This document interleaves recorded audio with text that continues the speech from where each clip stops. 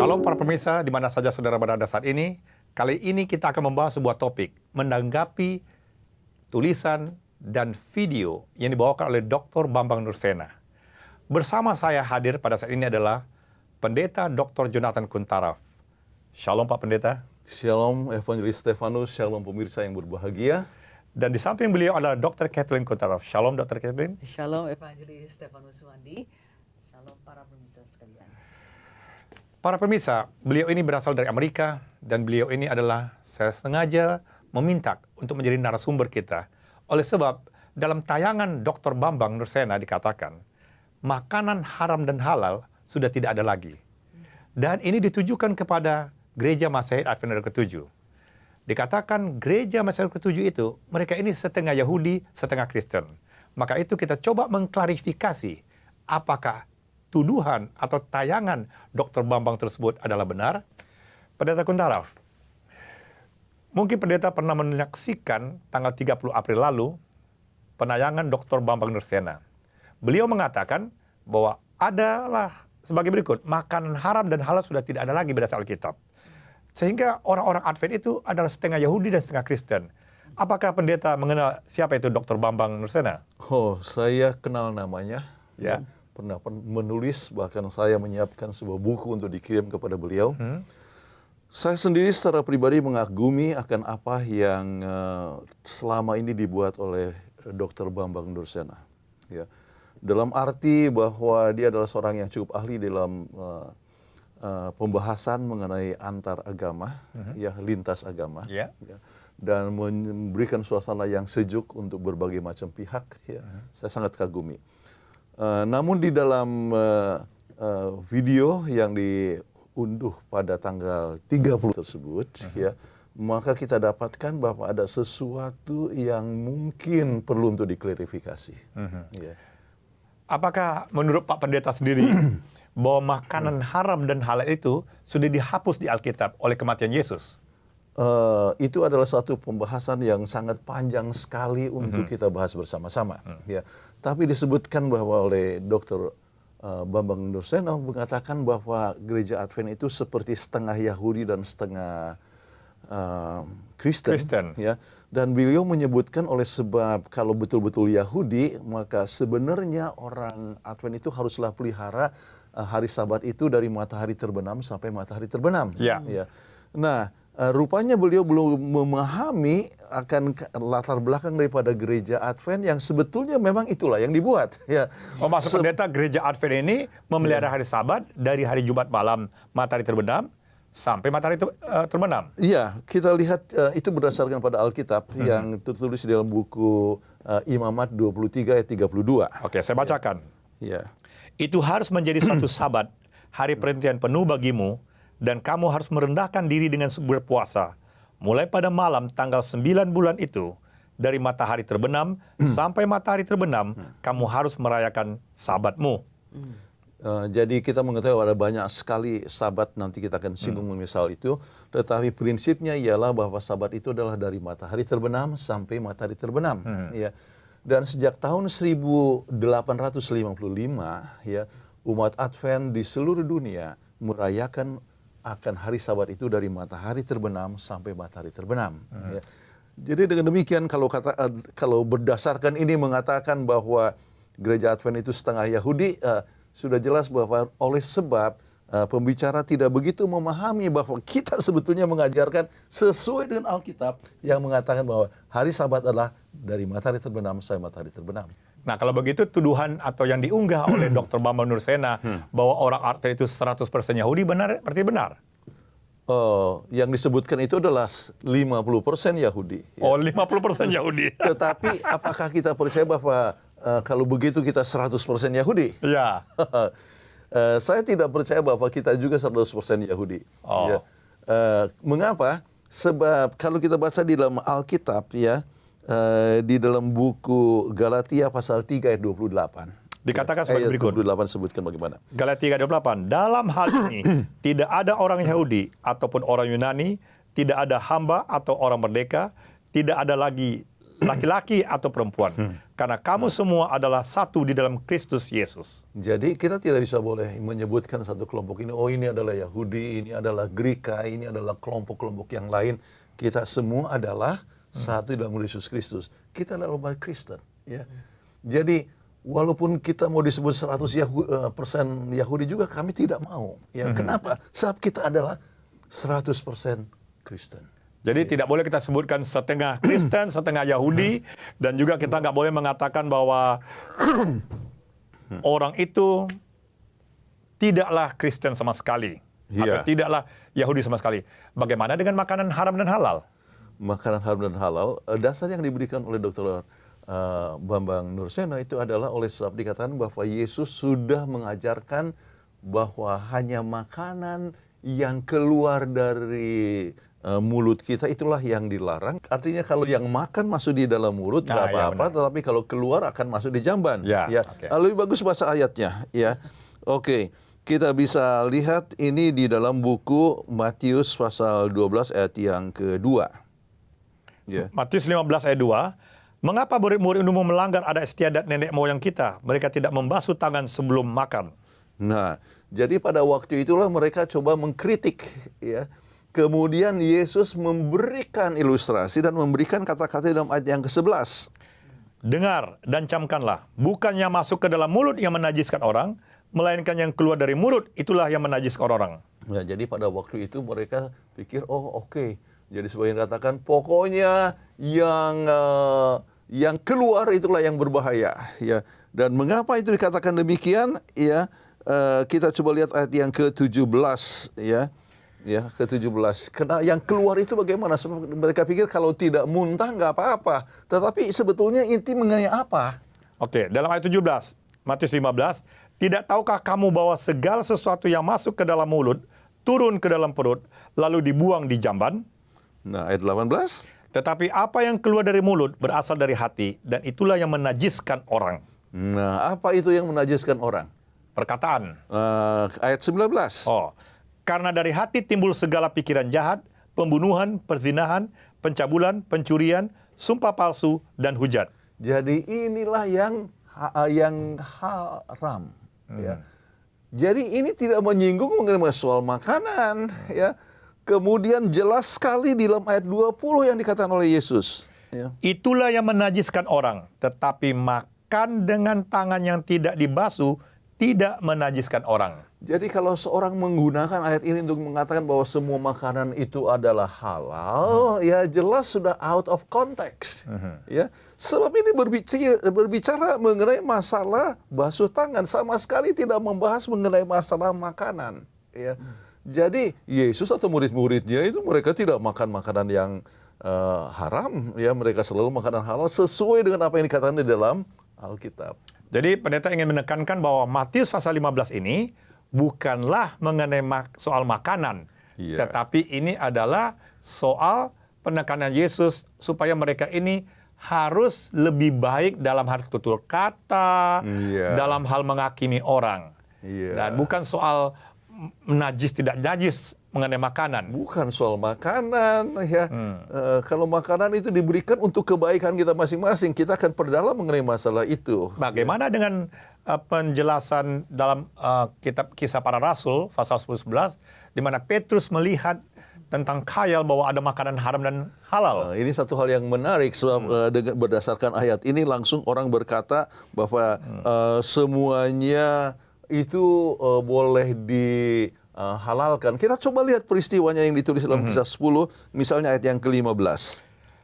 Kedengaran pula untuk kedua kalinya suara yang berkata kepadanya, apa yang dinyatakan halal oleh Allah tidak boleh engkau nyatakan haram. Jadi apa itu? Ada babi, ada ular, ada anjing dan sebagainya. Jadi langsung dia katakan, oh, ini tidak boleh kita makan. Tetapi perintah itu katakan apa yang dinyatakan halal oleh Tuhan tidak boleh engkau nyatakan haram. Jadi dia pikir-pikir apa artinya ini? Pada saat itulah ternyata datang utusan daripada Cornelius. Ya. Kemudian dalam penjelasan ayat 28 baru dia tahu arti daripada khayal tersebut. Bisa coba lihat di dalam Kisah 10 ayat 28. Ia berkata kepada mereka, "Kamu tahu betapa kerasnya larangan bagi seorang Yahudi untuk bergaul dengan orang-orang yang bukan Yahudi atau masuk ke rumah mereka. Tetapi Allah telah menunjukkan kepadaku bahwa aku tidak boleh menyebut orang najis atau tidak tahir." Ya, jadi kalau gitu ini berbicara mengenai apa? Manusia, Manusia. bukan makanan. Jadi jangan kita anggap orang Gerika itu adalah haram, ya. Hanya orang Yahudi saja yang halal. Ini bicara tentang masalah manusia. Pekabaran Injil ini harus dikabarkan kepada segala bangsa. Jangan pilih-pilih. Ya. Semua keselamatan adalah milik daripada semua orang. Ya. Jadi itulah sebabnya kita jangan mengatakan atau membedakan manusia. Itu arti daripada ayat tersebut dan tidak membahas mengenai masalah makanan yang bisa dimakan atau tidak. Itu berbicara tentang manusia. Berarti seperti saya tangkap dari penjelasan pendeta, pertama orang Yahudi ini sudah pasti mereka tahu mana makanan haram, mana makanan yang haram. Ya. Yang kedua, orang Yahudi karena tidak boleh bergaul dengan orang lain, kalau mereka menyentuh atau berbicara itu tergolong haram. Makanya ini pendeta jelaskan bahwa ini tidak menyangkut makanan haram dan halal, tapi menyangkut masalah manusia. Nah, tapi pendeta ada satu hal lagi. Pak Bambang Nursena mengatakan mengenai makanan haram dan halal tidak perlu dipermasalahkan asal tidak menjadi batu sandungan. Mungkin pendeta bisa jelaskan maksudnya itu. Memang Bapak Bambang itu membahas dari dan menyinggung dari kisah dari buku Roma pasal 14 ya, dan juga dari buku Korintus ya. Itu mengenai salah satu ayat yang menarik, misalnya Roma 12 ayat 21, apa yang dikatakan? Roma 14 ayat 21. Baiklah engkau jangan makan daging atau minum anggur atau sesuatu yang menjadi batu sandungan untuk saudaramu. Nah, ini kira-kira maksudnya apa? Apakah boleh makan apa saja ya, asal jangan asal tidak menjadi batu sandungan kepada yang lain ya. Nah, ini berbicara secara konteksnya itu mengenai masalah makanan yang dipersembahkan kepada berhala. Ya. Jadi ada banyak pendapat ya bahwa makanan yang persembahkan kepada berhala itu tidak boleh dimakan sebab sudah dipersembahkan kepada berhala. Tetapi Paulus berkata bahwa bukankah berhala itu tidak ada ya. Jadi walaupun disebutkan ditaruh di depan berhala, tetapi berhala itu tidak makan ya. Jadi itulah sebabnya apa salahnya untuk dimakan ya. Maka dalam hal ini maka Rasul Paulus katakan ya, boleh makan atau boleh tidak, tetapi ingat janganlah buat sesuatu perkara yang menjadi batu sandungan kepada orang lain. Jadi kalau orang yang lemah iman dikatakan ya dia hanya makan sayur saja. Ya kenapa? Sebab yang dipersembahkan selalu daging toh. Ya. Ya. Jadi mereka kenapa? Sebab mereka menganggap seakan-akan berhala itu ada. Jadi kalau misalnya seorang makan makanan yang dipersembahkan pada berhala, wah, dia sudah salah. Maka untuk itu lebih bagus jangan makan ya. Jadi itulah yang dimaksudkan jangan menjadi batu sandungan kepada orang lain, itu yang ditekankan oleh Paulus berulang-ulang. Ya. Artinya dalam hal Roma pasal 14 ini kita harus makan atau minum berdasarkan iman. Tapi jangan menjadi batu sandungan bagi orang lain yang melemahkan iman mereka karena kita terlalu fanatik begitu, betul? Iya, tetapi sama sekali tidak membahas mengenai masalah haram dan halal. Iya. Haram dan halal, misalnya orang-orang Greka biasa membawa sapi, sapi kan halal. Ya. Tetapi kalau dipersembahkan kepada berhala, ada orang yang mau makan atau ada yang tidak. Sudah haram itu. Sudah haram katanya untuk sebagian orang. Jadi ini berbicara mengenai masalah makanan-makanan yang demikian. Ini tidak berbicara tentang haram dan halal seperti yang ditulis dalam buku Imamat pasal 11. Oh, begitu. Ya. Baik pendeta, semakin jelas kita. Nah, bagaimana Dr. Bambang Nursena juga menyebutkan bahwa hukum Taurat itu digenapkan oleh Yesus. Nah, bagaimana tanggapan Pak Pendeta? Untuk itu satu hal yang sangat menarik dan banyak sekali orang yang mempunyai pandangan yang salah dalam hal ini. Baik, kita lihat kepada ayatnya, pemirsa yang berbahagia. Kita lihat di dalam buku Matius pasal 5 ayat 17 dan 18. Matius 5 ayat 17-18. Janganlah kamu menyangka bahwa aku datang untuk meniadakan hukum Taurat atau kitab para nabi. Aku datang bukan untuk meniadakannya, melainkan untuk menggenapinya. Karena aku berkata kepadamu, sesungguhnya selama belum lenyap langit dan bumi ini, satu iota atau satu titik pun tidak akan ditiadakan dari hukum Taurat sebelum semuanya terjadi. Oke. Jadi apa yang dimaksud dengan sebelum semuanya terjadi? Ini berbicara tentang nubuatan. Ya. Oke. Yang harus digenapi di dalam Yesus. Oke. Jadi kalau begitu kita lihat kepada buku Taurat itu atau tulisan nabi-nabi, maka kita akan dapatkan ada beberapa kategori. Yang pertama adalah hukum moral. Ya. Itu adalah 10 hukum. Ya. Yang kedua adalah hukum upacara, yaitu melambangkan tentang Yesus. Makanya orang harus membawa korban domba, ya. Merpati. Ya, merpati dan sebagainya dipersembahkan. Ya. Itu melambangkan siapa? Yesus, Jadi ya. oleh sebab Yesus sendiri sudah mati di Golgota, tidak perlu lagi, itu sudah digenapi. Ya. Tetapi kalau hukum moral, Yesus memang genapi dalam arti dia menghidupkan, menjadi teladan untuk kita masing-masing. Ya. Kemudian bagaimana tentang hukum kesehatan? Ya, ada juga hukum sipil. Hukum sipil kita di Indonesia, ya. Maka kita ikuti hukum sipil di Indonesia. Kemudian orang Yahudi ya ikuti hukum di orang Israel. Kemudian itu tidak berlaku untuk kita. Tetapi kalau hukum kesehatan, Ya. ini kebetulan ada dokter di sini, nanti akan bahas ya. Ya. Nanti kita Jadi bahas. kesehatan, kalau suatu makanan itu tidak baik, ya waktu zaman Yahudi apa sekarang sudah lebih baik? Oh, sudah makin buruk pendeta, makin buruk. Ya, makin buruk keadaannya. Ya. Jadi hukum kesehatan yang diberikan itu berguna untuk orang Israel, berguna untuk kita. Ya. Jadi itu satu hal yang sangat penting sekali untuk kita ingat dengan sebaiknya. Jadi kalau saya perhatikan juga dalam video tersebut dikatakan bahwa hukum Taurat sudah digenapi, ini memberi indikasi berarti sudah nggak perlu lagi kita membicarakan soal makanan dan semua makanan itu sudah halal pendeta. Itu menurut video yang saya lihat. Nah, bagaimana pendeta menjelaskan kata sudah digenapi oleh Yesus? Apa maksudnya Yesus sudah menggenapi semuanya itu? Artinya Yesus sudah menghidupkan. Itu satu poin. Ya. Bukan membatalkan. Ya. Oh, jelas katakan sampai langit dan bumi lenyap, ya.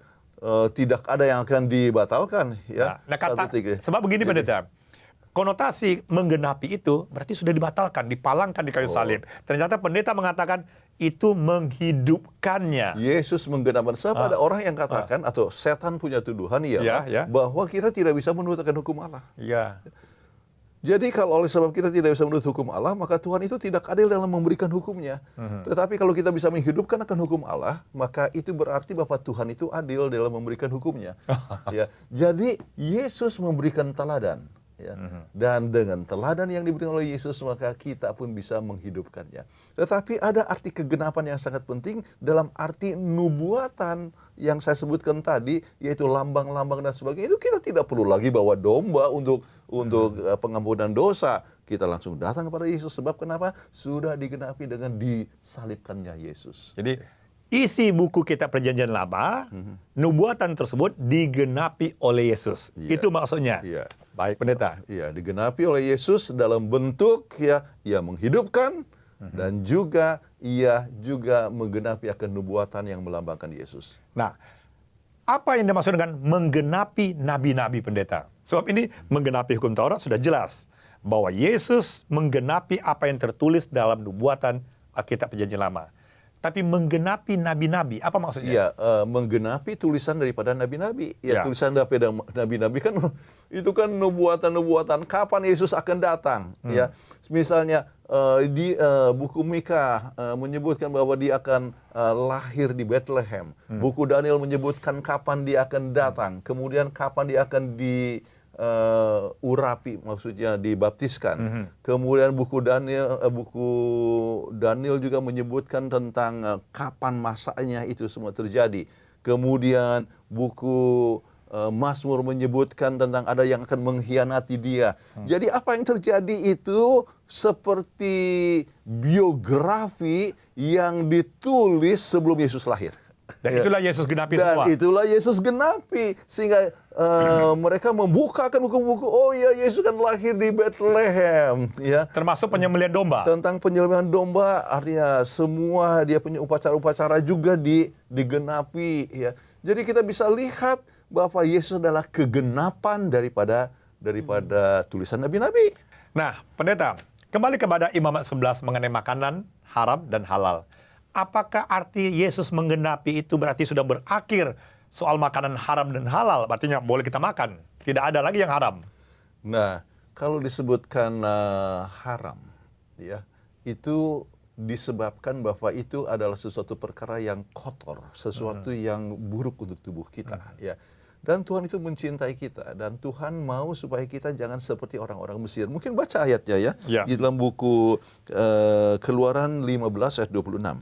Firman-Nya, jika kamu sungguh-sungguh mendengarkan suara Tuhan Allahmu dan melakukan apa yang benar di matanya dan memasang telingamu kepada perintah-perintahnya dan tetap mengikuti segala ketetapannya, maka aku tidak akan menimpakan kepadamu penyakit manapun yang telah kutimpakan kepada orang Mesir, sebab aku Tuhanlah yang menyembuhkan engkau. Ya, ini satu hal yang luar biasa sekali.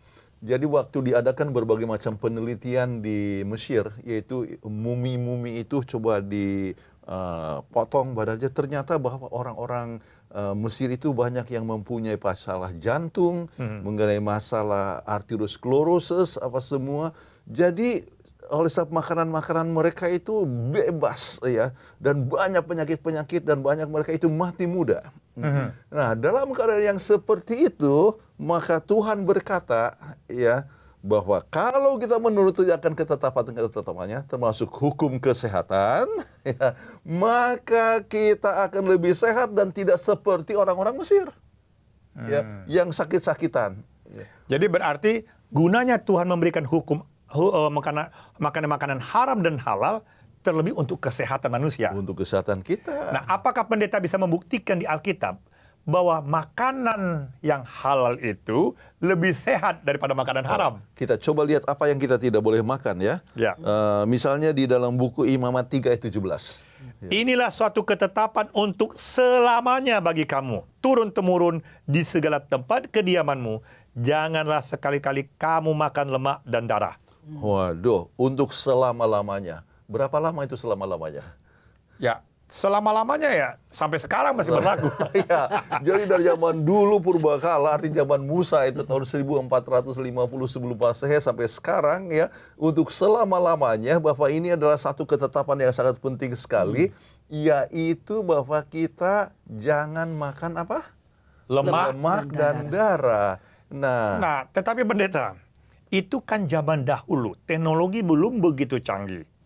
Saya mau tanya Dr. Kathleen, pendeta tadi katakan selama-lamanya berarti makanan haram itu tidak boleh kita makan, khususnya mengenai kesehatan kita.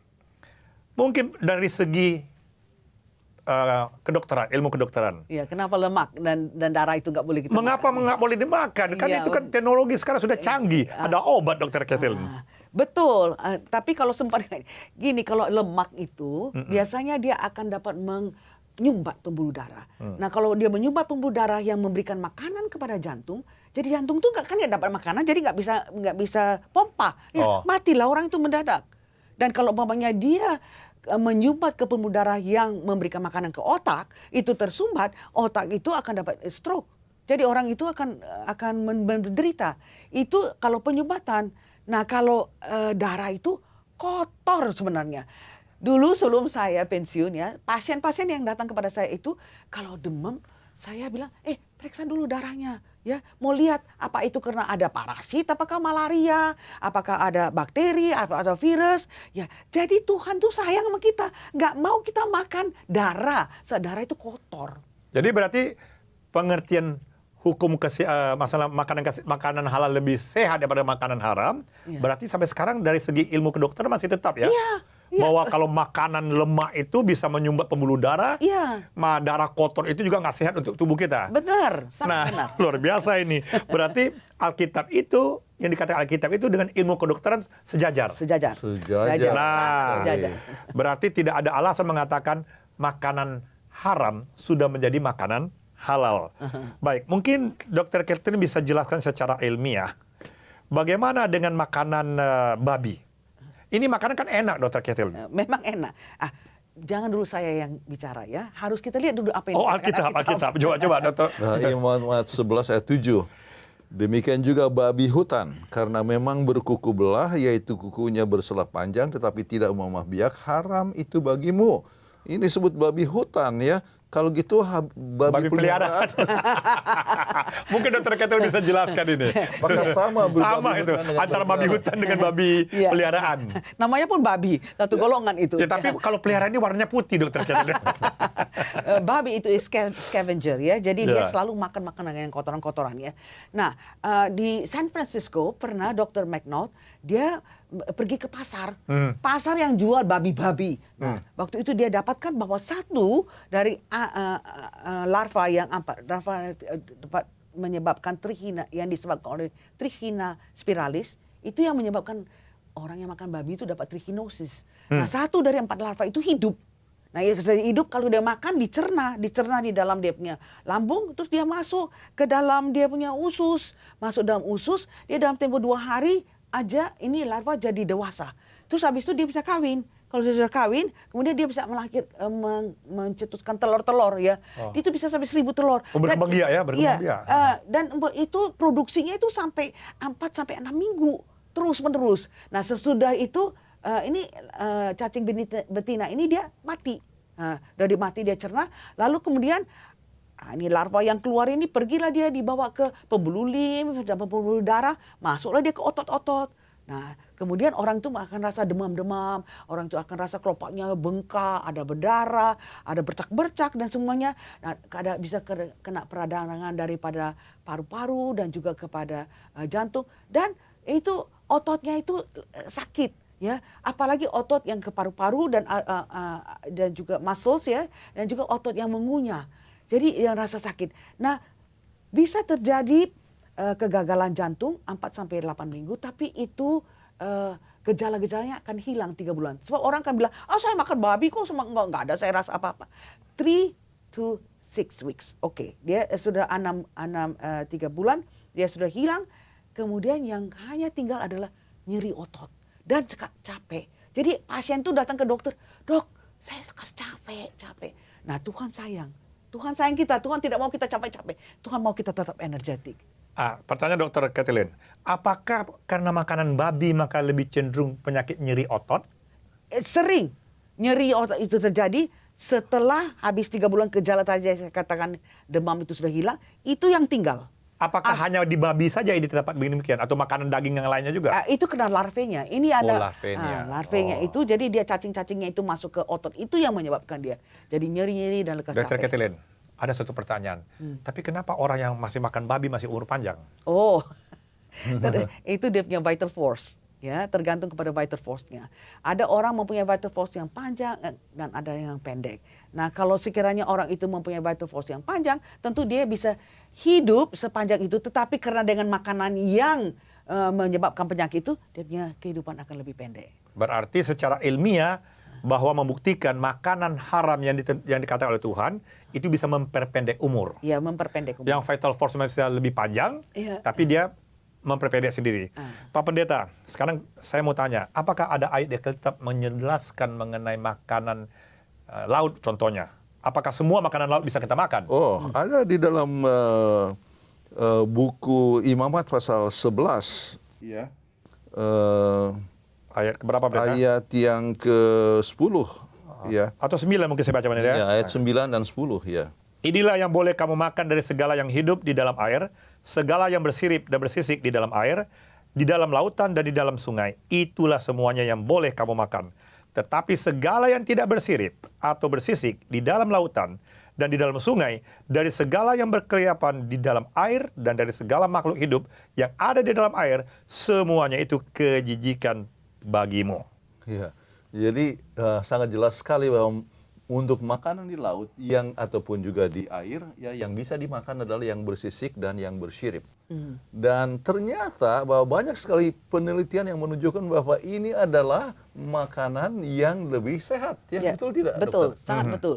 Pada waktu itu sebenarnya terjadi waktu Perang Dunia kedua ya. Jadi itu penerbang Amerika dan juga penerbang daripada Marine Naval tertembak jatuh. Nah, dia mau cari makan. Makanan apa yang ada? Mereka ambil makanan dari laut. Ya. Tapi mereka memang hidup, cuma hidupnya sakit-sakitan. Nah, setelah itu pemerintah Amerika pekerjakan Dr. Bruce Halstead. Dia seorang marine biologist. Dikasih boat, dikasih satu staff, dan kemudian dia harus mencari makanan apa yang orang harus makan dari laut yang bisa sehat, Ya. yang tidak menyebabkan sakit. Jadi waktu itu dia ambil foto dan dia taruh di dalam satu manual. Inilah makanan yang sehat, ini yang makan nggak sehat. Dan lucunya manualnya itu jadi gede sekali, tebal sekali. Nah, yang saya sangat terkesan adalah dia katakan jika orang ini lupa manualnya, ingat satu perkara. Ini dia katakan.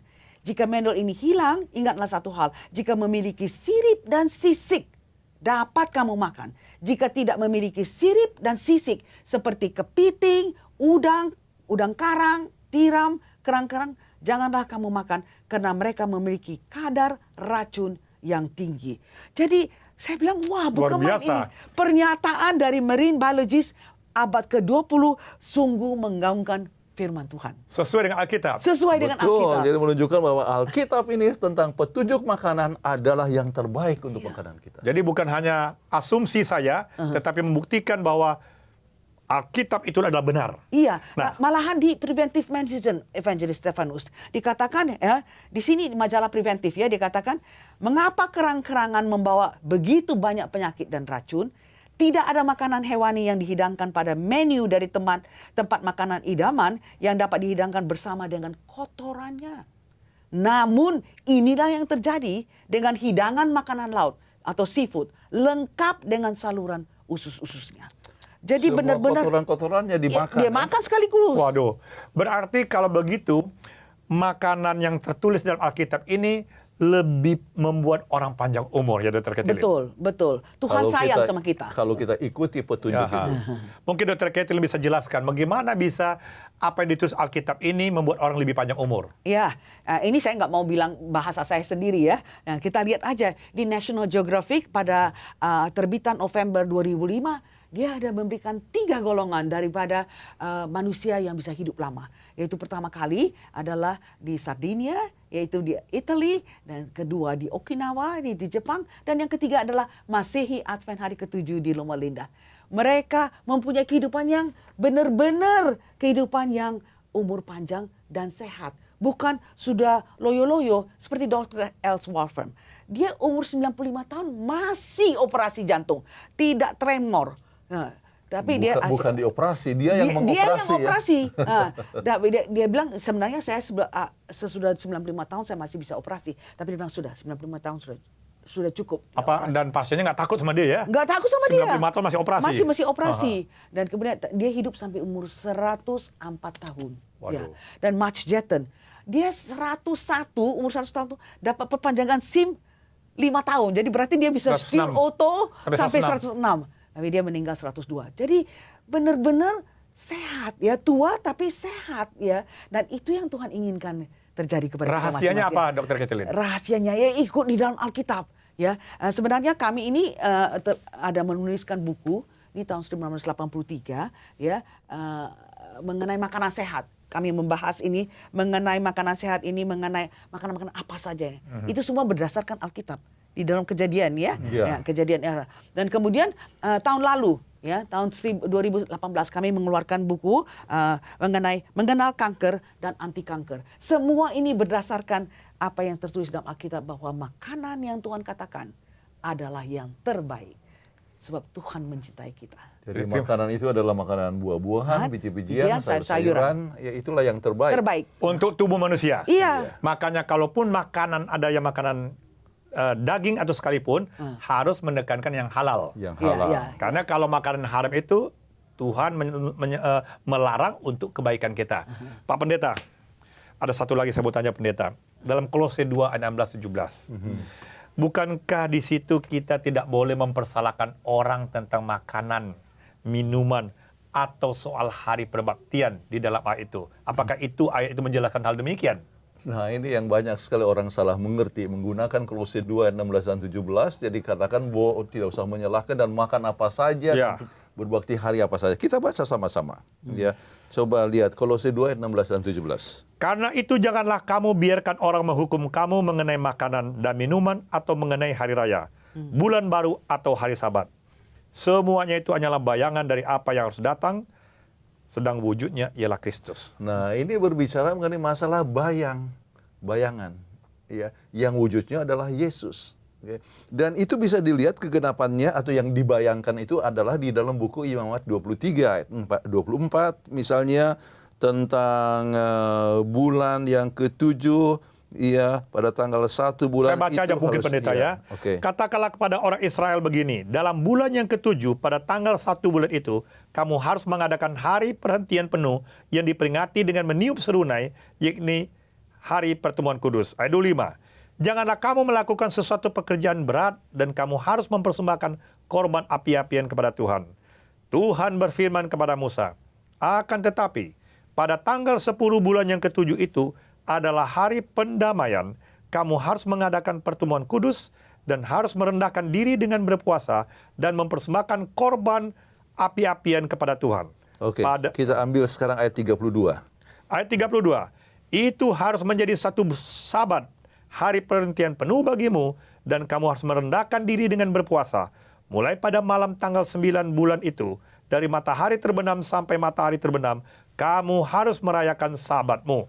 Oke, jadi kita berbicara mengenai masalah sabat-sabat orang Yahudi yang sangat banyak itu.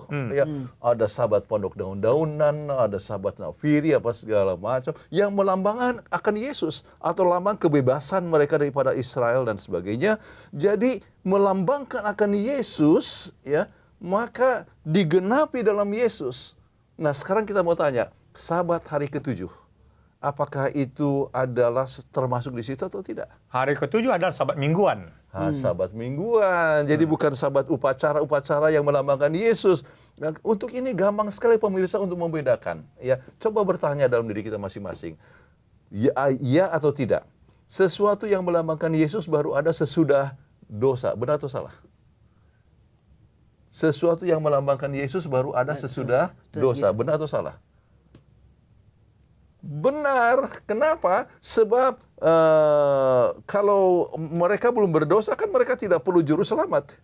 Tetapi mereka jatuh dalam dosa, ya, maka perlu juru selamat. Tapi juru selamat belum datang, maka diberikanlah lambang domba, termasuk akan berbagai macam hari-hari yang melambangkan akan kedatangan Yesus dan sebagainya. Tetapi sabat hari yang ketujuh, apakah itu apakah sudah ada sebelum dosa? Sudah ada. Sudah ada. Kejadian pasal 2 sudah berbicara tentang sabat hari perhentian, bukan? Ya, hari yang ketujuh.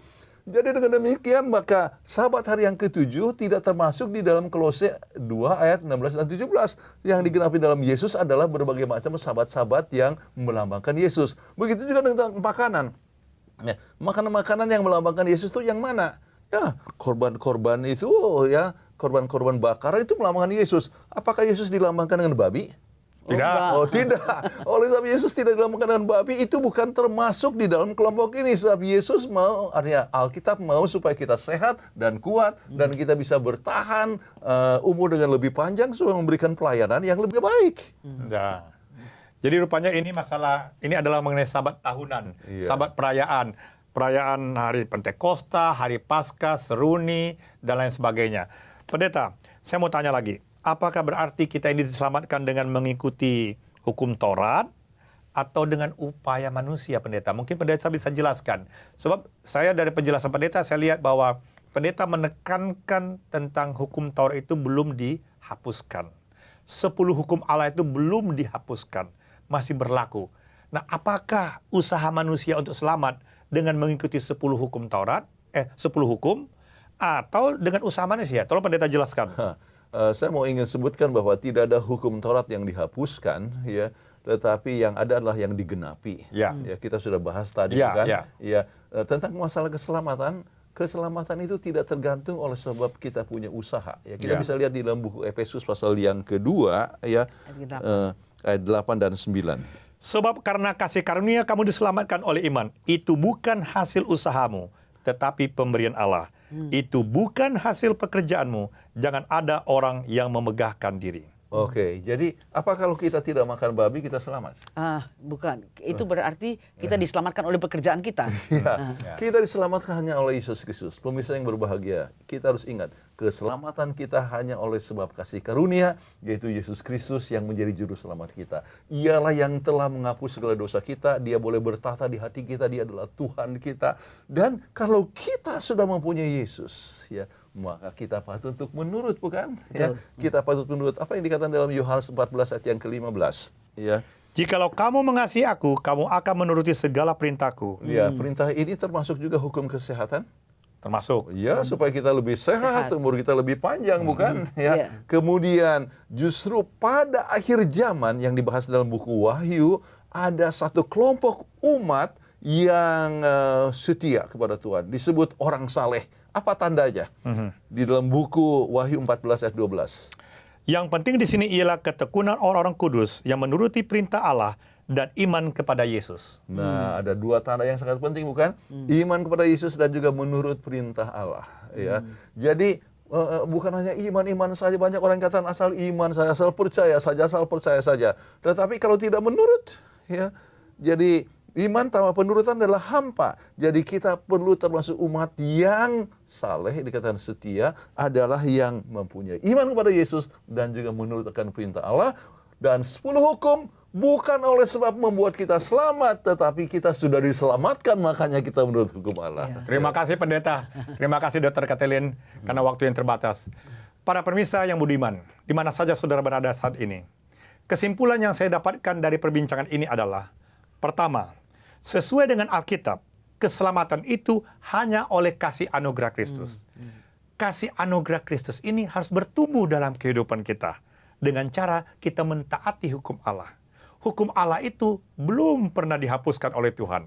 Hukum Allah itu tetap selama-lamanya. Bahkan dikatakan hukum Allah ini menuntun seseorang untuk lebih mengasihi akan Yesus. Yesus sendiri berkata, "Jikalau engkau mengasihi aku, maka engkau akan menuruti perintahku." Penjelasan dari narasumber kita sudah cukup jelas. Bahwa sesungguhnya, bila mana kita mempunyai iman, iman itu harus dihidupkan. Sebab penurutan kepada kehendak Allah adalah bentuk perwujudan iman. Iman yang sejati. Makanan dan minuman memang tidak menyelamatkan. Tetapi makanan dan minuman membuat pikiran seseorang bisa menjadi kotor, tidak jernih, tidak bisa membedakan mana yang baik dan benar sesuai perintah Tuhan. Maka itu Allah menginstruksikan kepada bangsa Israel, jangan engkau memakan makanan yang haram. Sebab makanan haram ini, sebagaimana dijelaskan oleh dokter tadi, itu juga berpengaruh dengan pikiran kita, berpengaruh dengan keselamatan kita. Hanya orang yang bisa berpikiran jernih, maka orang tersebut bisa memandang akan salib Golgota.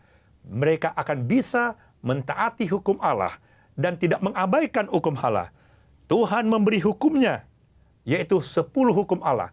Kasihilah Tuhan Allahmu dengan segenap hatimu. Kasihilah sesama manusia. Dengan kata lain, orang yang mengasihi Allah akan menjaga tubuhnya supaya sehat.